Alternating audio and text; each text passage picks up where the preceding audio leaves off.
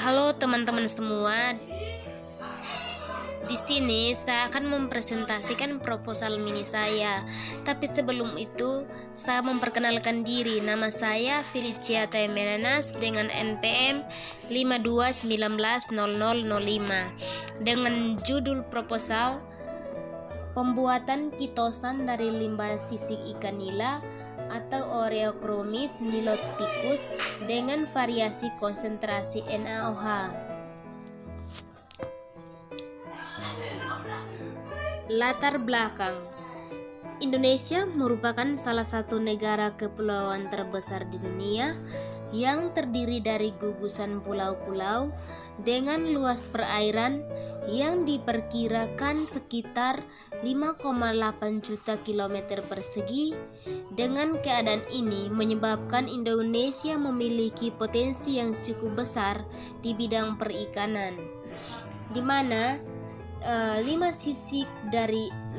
dari sisik ikan menimbulkan berbagai efek, khususnya masalah yang ditimbulkan bagi lingkungan seperti bau yang tidak sedap dan meningkatnya bakteri di sekitar daerah pembuangan. Salah satu pemanfaatan limbah sisik ikan nila yaitu sebagai kitosan. Kitosan atau C6H11NO4N adalah senyawa yang berbentuk padatan amorf, berwarna putih kekuningan, bersifat polielektrolit, larut dalam asam pada pH sekitar 4-6,5, tidak larut pada pH yang lebih rendah atau lebih tinggi. Yang berikut rumusan masalah. Berdasarkan latar belakang di atas, maka dapat dirumuskan permasalahannya sebagai berikut. Berapa konsentrasi NaOH optimum pada proses destilasi dalam pembuatan kitosan dari limbah sisik ikan nila?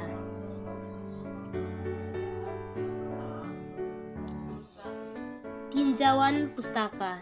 Yang pertama, klasifikasi ikan nila.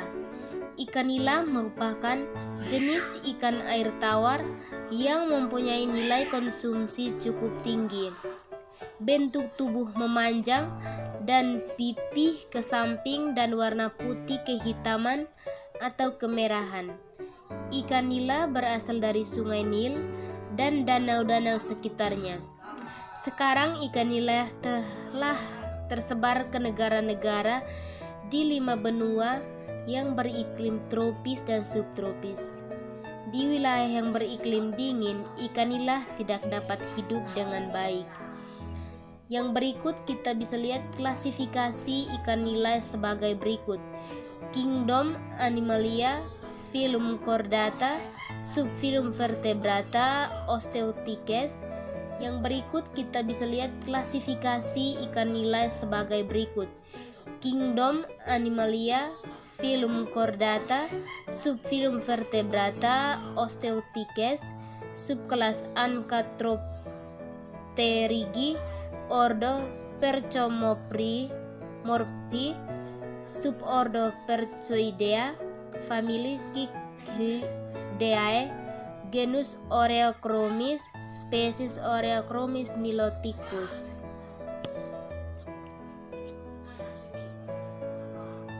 Yang kedua itu adalah kitin. Kitin adalah kelompok karbohidrat yang tergolong struktural homoligens. Monomer kitin adalah 2 asetamida, 2 deoksida, D-glukosa, N-asetilglukosamin. Ikatan antara monomer kitin adalah ikatan glikosida pada posisi beta 1-4. Struktur molekul kitin berupa rantai lurus panjang. Kitin atau C8H13O5 adalah biopolimer yang melimpah di alam, menduduki peringkat kedua setelah selulosa. Struktur kimia kitin juga mirip dengan selulosa, tetapi gugus hidroksil pada posisi karbon kedua digantikan oleh gugus asetamida. Yang ketiga, kitosan. Kitosan adalah suatu biopolimer dari D-glukosamin yang dihasilkan dari proses deasetilasi kitin dengan menggunakan alkali kuat. Kitosan dihasilkan dari kitin dan mempunyai struktur kimia yang sama dengan kitin yang terdiri dari rantai molekul yang panjang dan berat molekul yang tinggi. Perbedaan antara kitin dan kitosan adalah cincin molekul pada atom karbon 2. Kitosan diperoleh dari proses deasetilasi dengan menggunakan alkali pada suhu tinggi akan menyebabkan terlepasnya gugus asetil CH3CHO dari molekul kitin. Gugus amida pada kitin akan berikatan dengan gugus hidrogen yang bermuatan positif sehingga membentuk gugus amina bebas atau NH2.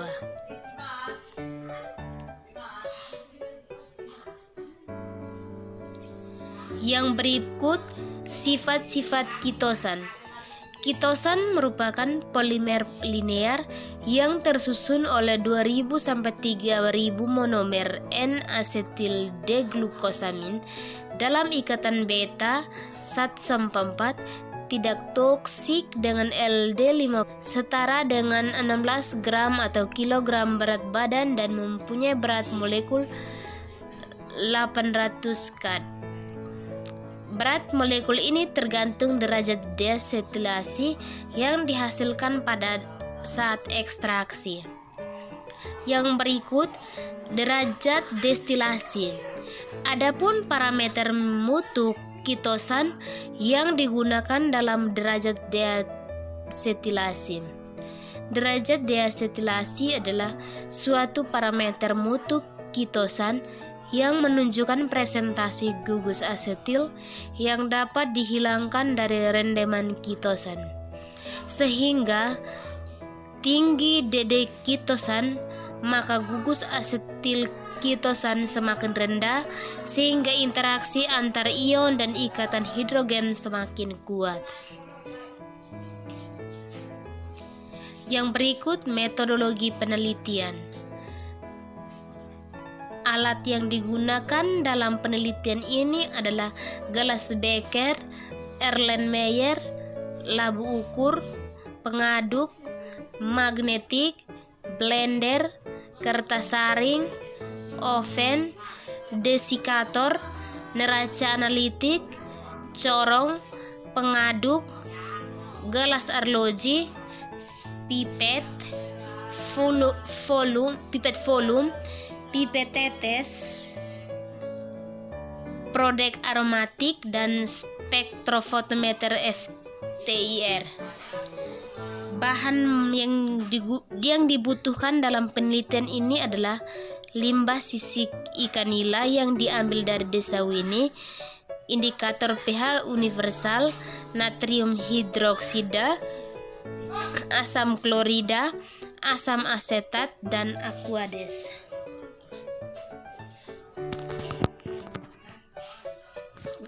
Yang berikut adalah prosedur kerja.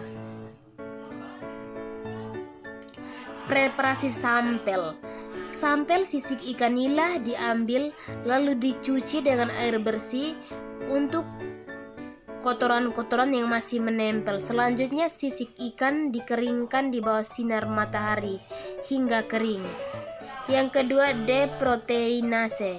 Limbah sisik ikan nila sebanyak 100 gram dilarutkan dalam larutan NaOH dengan perbandingan serbuk sisik ikan berbanding pelarut sama dengan 1:10.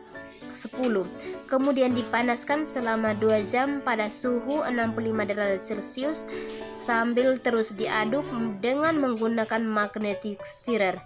Selanjutnya, campuran ini didinginkan dan disaring dengan kertas saring. Residu yang telah disaring dicuci dengan aquades sampai pH netral. Yang berikut, demineralisasi.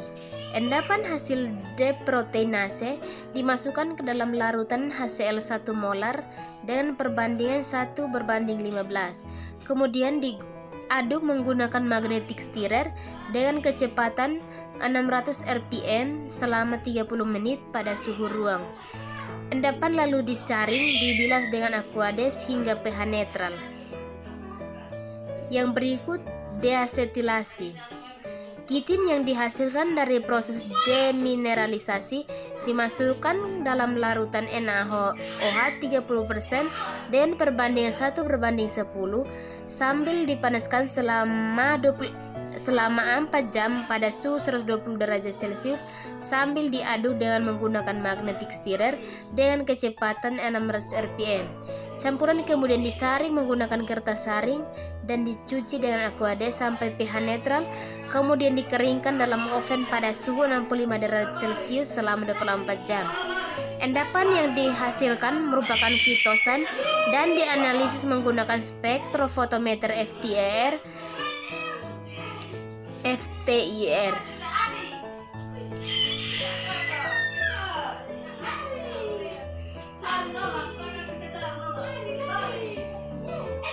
Inilah presentasi singkat dari saya. Sekian dan terima kasih.